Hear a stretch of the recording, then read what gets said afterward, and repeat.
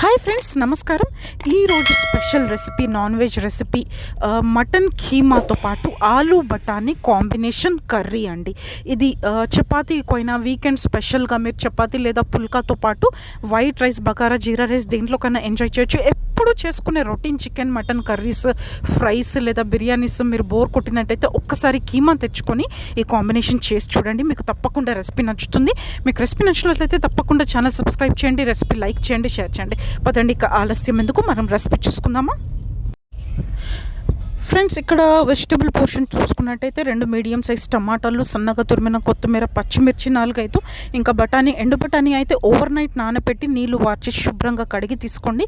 బంగాళాదుంపలు చిన్నగా లేదా medium size cut చేసుకోండి. 2 పెద్ద ఉల్లిపాయలు, ఇంకా బరకగా దంచిపెట్టిన జీలకర్ర, ఇంకా హోల్ గరం మసాలా. మీరు బరకగా దంచి తీసుకున్నట్టయితే ఇంకా సూపర్ టేస్టీగా ఉంటుంది. ఫైన్ పౌడర్ లేదా రెడీమేడ్ పౌడర్ మ్యాక్సిమం అవాయిడ్ చేయడానికి ట్రై చేయండి. మనం మూకుళ్ళు దంచుకున్నట్టయితే ఇంకా అద్భుతంగా టేస్టీ వస్తుందండి.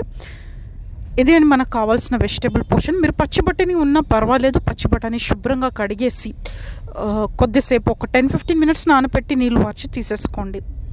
ఇక్కడ మటన్ కీమా తీసుకున్నట్టయితే నేను మటన్ కీమా, బఠానీ సైజ్ మటన్ కీమా అంటే కొంచెం బరకగా ఉన్న మటన్ కీమా ఒక 1/2 kg తీసుకున్నాను. ఇది మనకు కావాల్సిన వెజిటేబుల్ పోర్షన్.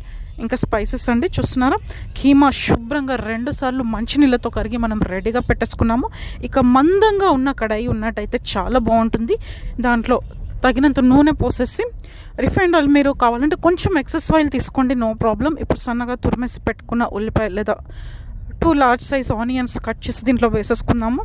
దీంట్లో 2 తేజ్పత్తా కూడా వేసేసి దీన్ని మీడియం ఫ్రై చేద్దామండి. మరీ బ్రౌన్గా ఫ్రై చేయకండి.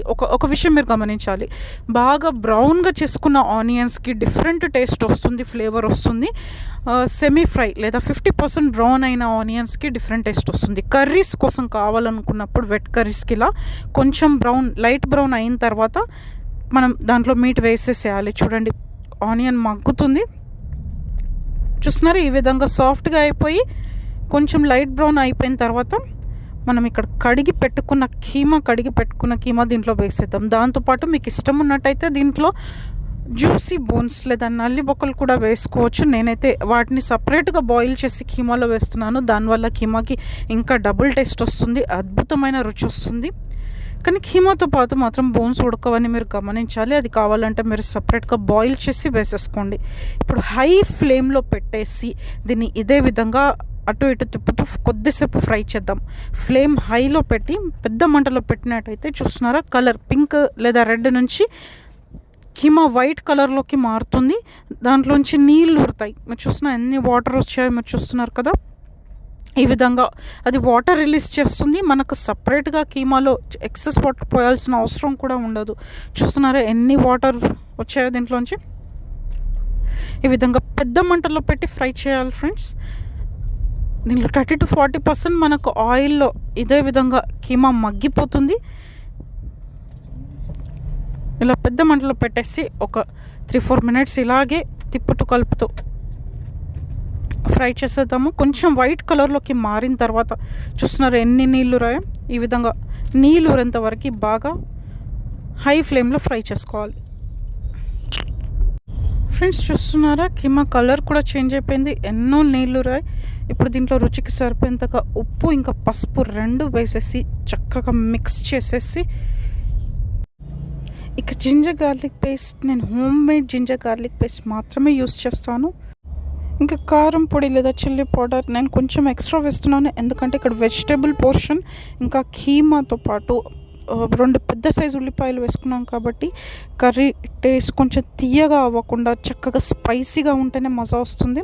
అందుకని 3.5 టీ స్పూన్స్ కారం, దాంతోపాటు 1 టీ స్పూన్ నిండా ధనియాల పొడి, 1 టీ స్పూన్ బరకగా దంచి పెట్టుకున్న జీలకర్ర పొడి.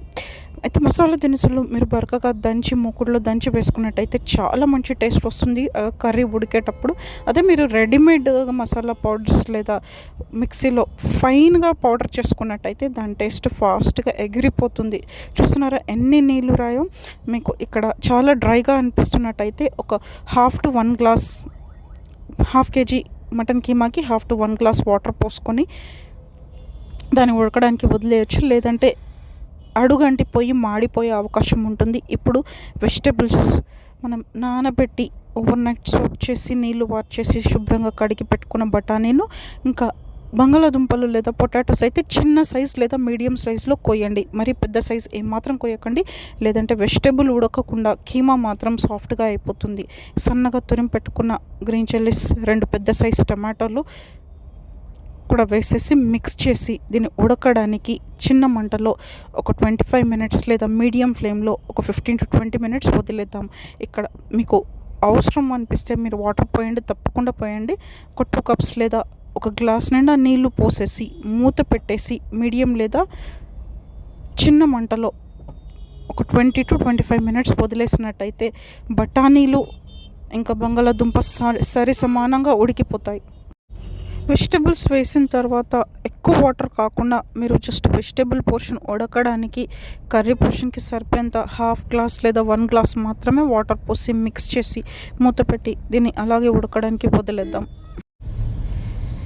ఒక్క 20 మినిట్స్ తర్వాత చూసుకున్నట్టయితే చూస్తున్నారా, చిన్న మంటలో ఉడికిన తర్వాత నూనె చక్కగా పైకి తేలుతుంది.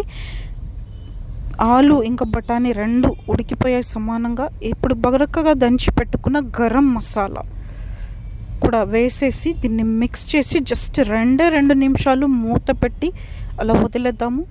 2 మినిట్స్ తర్వాత మూత తీసిన తర్వాత ఎంత మంచి సువాసన వస్తుందో, వావ్! సాఫ్ట్గా ఉడికిపోయాయి. దీంట్లో కొత్తిమీర చల్లి ఇక దించి సర్వ్ చేసుకోవడమే. చూస్తున్నారు ఫ్రెండ్స్ ఎంత చక్కగా అయ్యిందో. బంగాళాదుంపలు కూడా చక్కగా ఉడికిపోయాయి, ఆలు బఠానీ సాఫ్ట్గా ఉడికిపోయాయి. బఠానీ ఓవర్ కుక్ కూడా కాలేదు, చక్కగా సాఫ్ట్గా ఉడికిపోయింది బఠానీ కూడా. కీమా కూడా ఓవర్ కుక్ కాకుండా అన్నీ సమానంగా ఉడికిపోయాయి. ఇక టేస్ట్ చూసుకున్నట్టయితే 3 కలిపి మీరు ఒక్కసారి టేస్ట్ చేసి చూడండి. వావ్, ఎంత టేస్టీగా ఉందో. కళ్యాణ్, బాగుందా కాంబినేషన్? అరే ఏం తింటున్నావు? ఇంకా